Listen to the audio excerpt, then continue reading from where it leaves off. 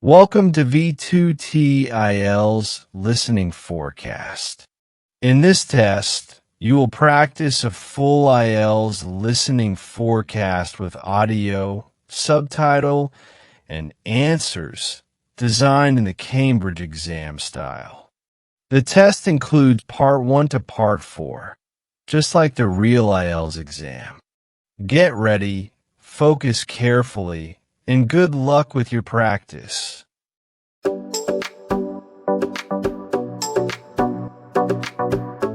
Now look at Part 1. Part 1. You will hear a conversation between a psychiatrist in the medical center of the college and a new student. First, you have some time to look at questions 1 to 4.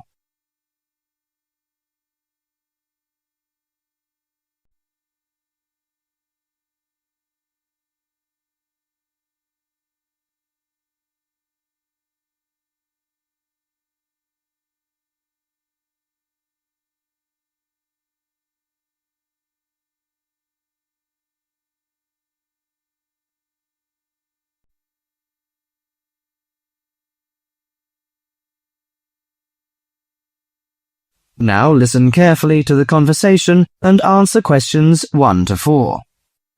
Hello, sit down, please. Thank you. Now, you are a new patient, aren't you? Yes, that's right.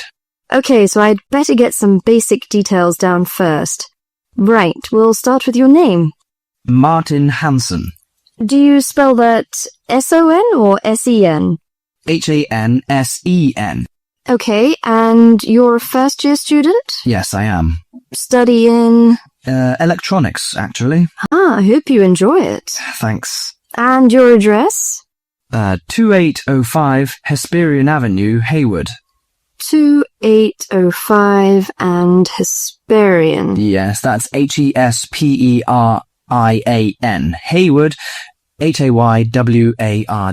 And your phone number? 734-246-55. 734-264-55. No, you got the 6 and the 4 the wrong way round. It's 246-55. Huh? Sorry, right. And, when were you born? The 15th of June, 1986. Here in New Zealand? No, I was born in Sydney. Before you hear the rest of the conversation, you have some time to look at questions 5 to 10.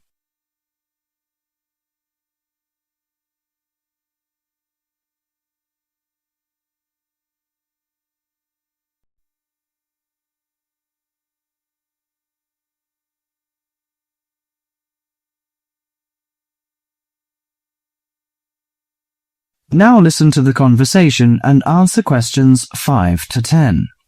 Good. So, what's your problem? Well, frankly, I wonder whether it is a problem. I get the blues, and it lasts for quite a while. I don't know how to...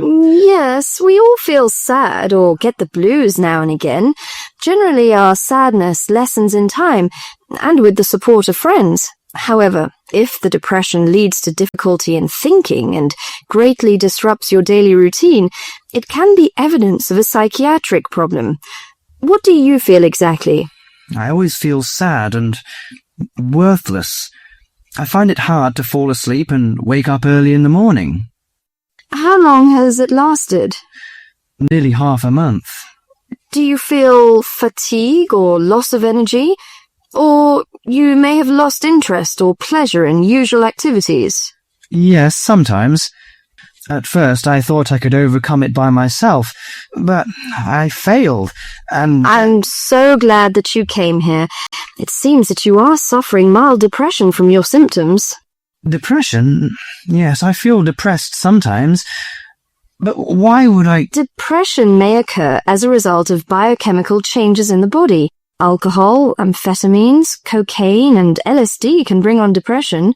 Those who have a family history of depression usually have a greater risk of depression. Sometimes the worrying changes in life can lead to depression. I see. I had a really bad breakup of a love relationship. It makes me feel hopeless. Do you think I need some treatment? Yes. Antidepressant medications are often used to treat depression, if it is serious. but I don't suggest them at first because of the side effects. I suggest psychotherapy, which can give you support and help you regain control. So do I need to come here every day? No, I will arrange counselling sessions for you, which will last 12 to 20 weeks. You come here once or twice each week.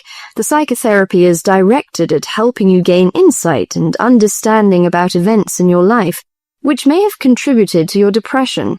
With growing insight, you can often learn more effective ways of coping with your feelings and changing your behavior. What can I do to take care of myself? Well, at first you should do some physical exercises on a regular basis, at least 3 times a week. How is your food? Do you eat well? Yes, I think so. I eat at my homestay family. Good. Find a hobby or a positive recreational activity to participate in once or twice a week. I know it's difficult for you, though. When you feel it's hard to overcome the depression, come to the counselling session. Remember, ask for help if the load is too heavy to handle. Yes, I'll try. So, when will my counselling session begin? I'm going to arrange that for you. That is the end of part 1. You now have half a minute to check your answers.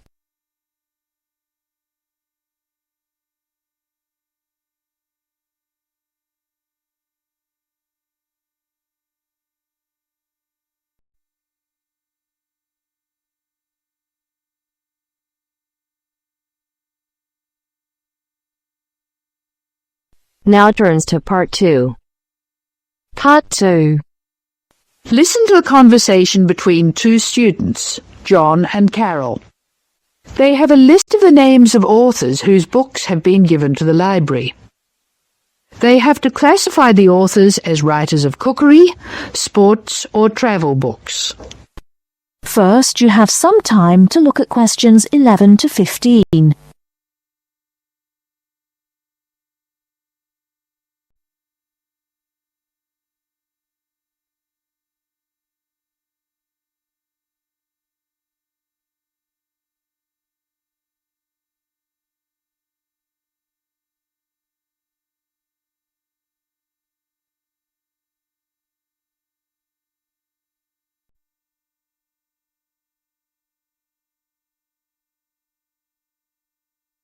Now, listen carefully and answer questions 11 to 15.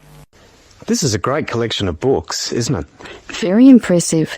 Who gave them to us? Apparently the donor was a book reviewer. There are a lot of books about sport. Here's one, My Life in Cricket.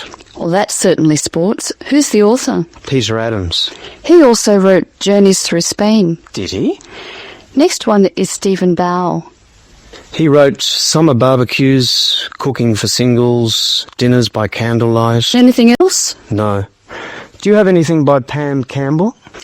Wanderings in Greece, My Life in Russia, Travels in the Amazon, and Pam Campbell's Guide to a Successful Trip. Sounds like she got around. My next one is C. Ketzik. He has a list of books about football, the World Cup, Heroes of the World Cup, Playing with the Round Ball, Soccer for Everyone. That's enough. He was a one-topic writer. Ari Hussein, however, wrote about cooking and travel. His series of cookbooks is called Living and Cooking in Spain, Living and Cooking in China, Living and Cooking in Brazil. He's been everywhere. I've got a specialist here, Sally Innes on tennis. Here are some of her titles. Improve Your Serve, Tennis for Everyone, Tennis Forever. Before you hear the rest of the talk, you have some time to look at questions 16 to 20.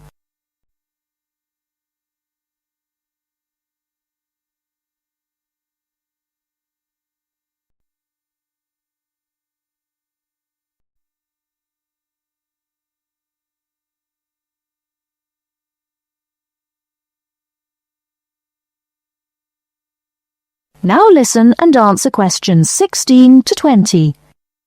Sally Innes on tennis. Here are some of her titles. Improve Your Serve, Tennis for Everyone, Tennis Forever.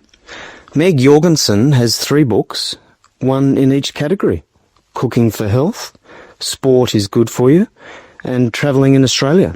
A varied talent. Who's next? Bruno Murray. He wrote children's books, a whole series called A Child's Guide to, and then the name of the city.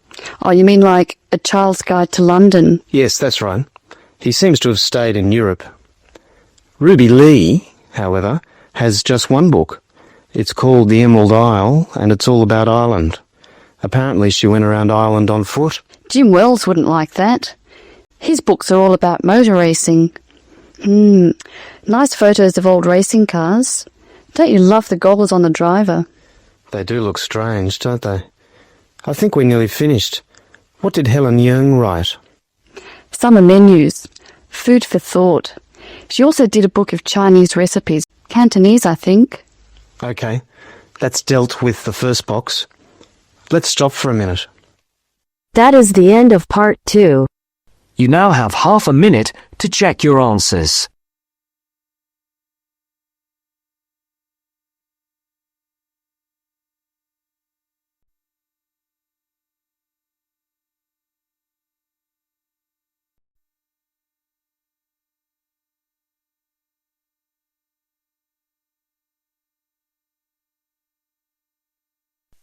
Now turns to part 3. Part 3. You'll hear 2 university students discussing a social science lecture they attended. First, you have some time to look at questions 21 to 24.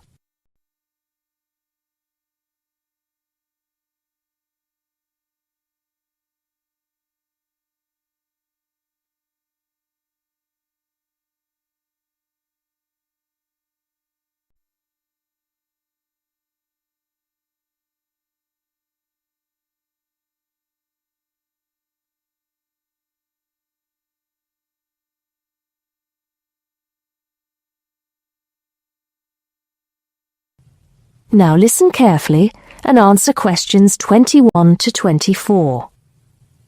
Did you go to the first social science lecture yesterday? Yeah. Didn't you see me there? No.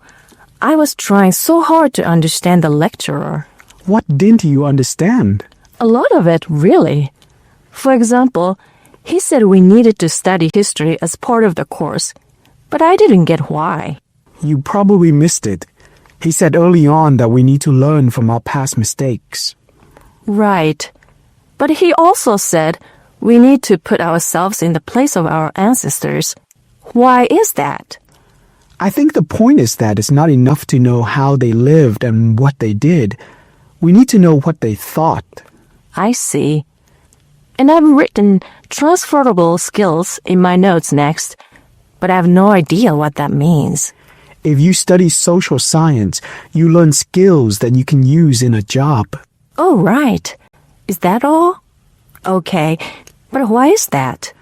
The point he made was that in studying social science, you use a flexible and adaptable approach to learning. Before you hear the rest of the conversation, you have some time to look at questions 25 to 30.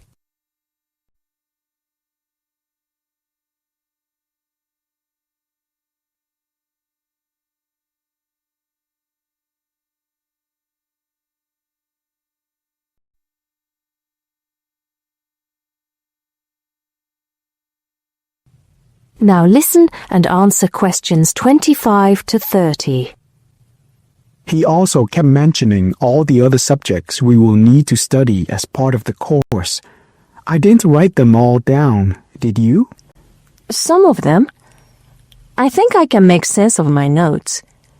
The first one was anthropology, which he said would cover prehistory and archaeology as well. Okay. Then there's economics. I wrote down that this was not meant to mean that we will spend all our time looking at economic theory, but more that we need to see how humans behave. That's good. I don't think I could handle economic theory. He said something about education too, didn't he? Yeah. He said we'll be looking at how cultural information is handed down from one generation to the next through teaching children. He said we'd be focusing on geography too, but I can't really remember which aspects. Can you? I noted it down, I think. Here we are, yes. particularly in relation to urban planning. It's law that I got confused about. I didn't understand why he linked that to economics. I think he meant that laws affect the way wealth is distributed. That makes sense. Now, what are the science wars? Okay, I did get that. The science wars are about how social science collects information. In sociology and social work, and in social science generally, they can only study patterns of behavior and observe.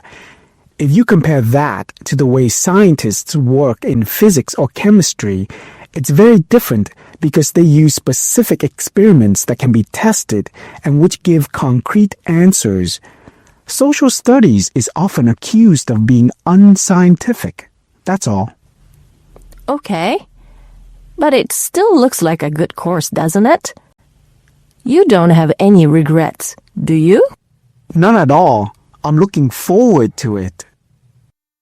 That is the end of part 3. You now have half a minute to check your answers.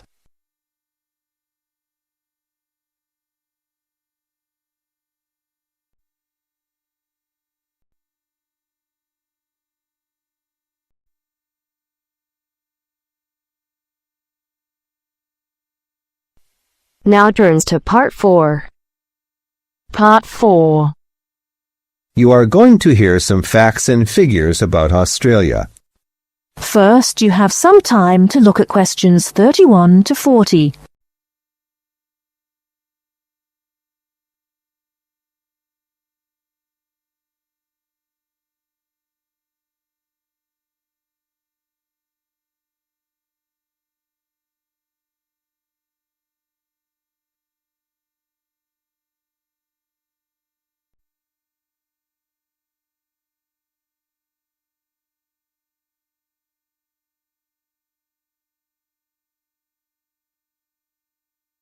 Now listen carefully and answer questions 31 to 40. Now, I should tell you that the country of Australia is made up of 6 states and 2 territories.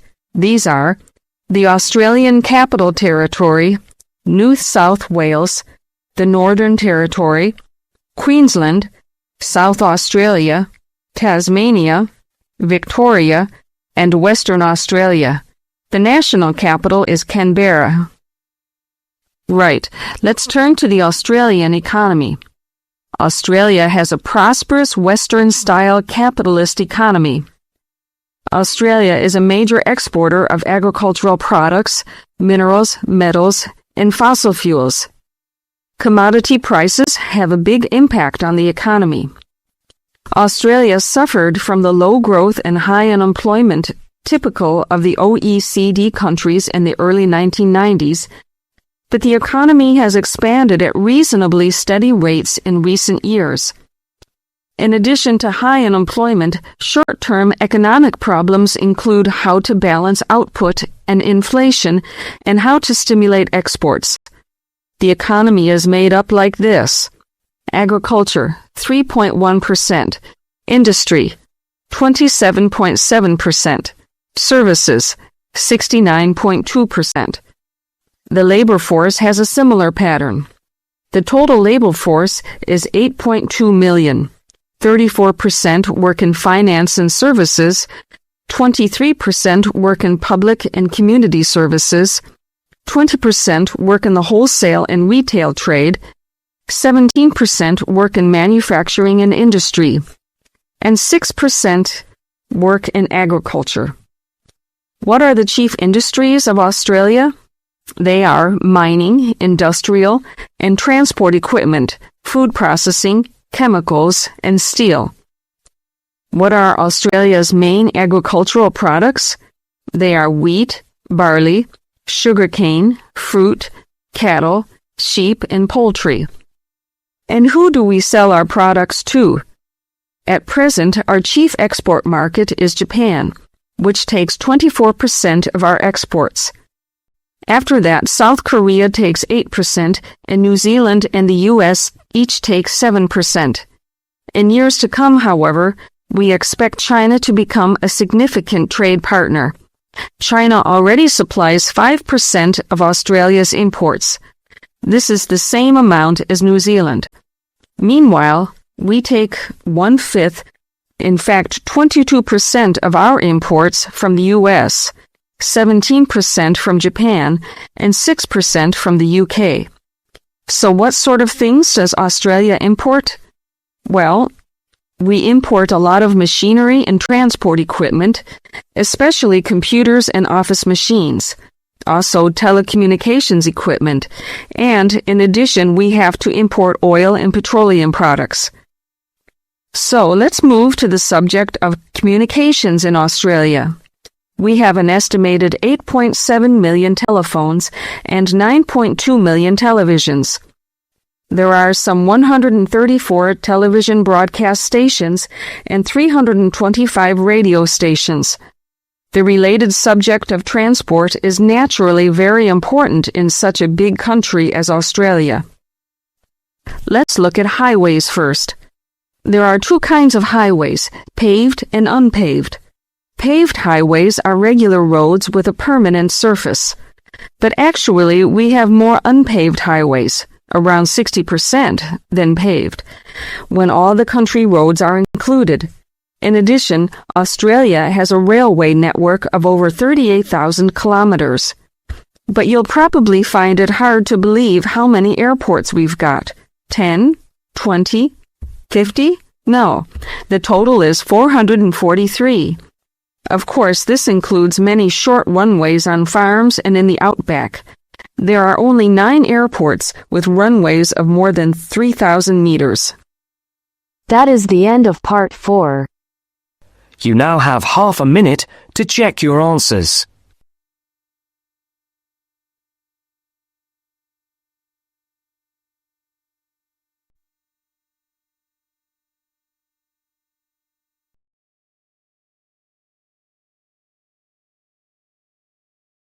That is the end of the listening section.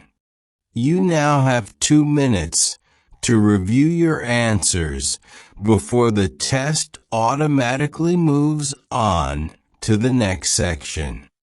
Please take this time to check your answers carefully. Make sure all your responses are recorded in the correct places, and review your spelling, grammar, and formatting. Once the time is up, the system will take you directly to the reading section. Please remain seated and stay focused. The next section will begin shortly.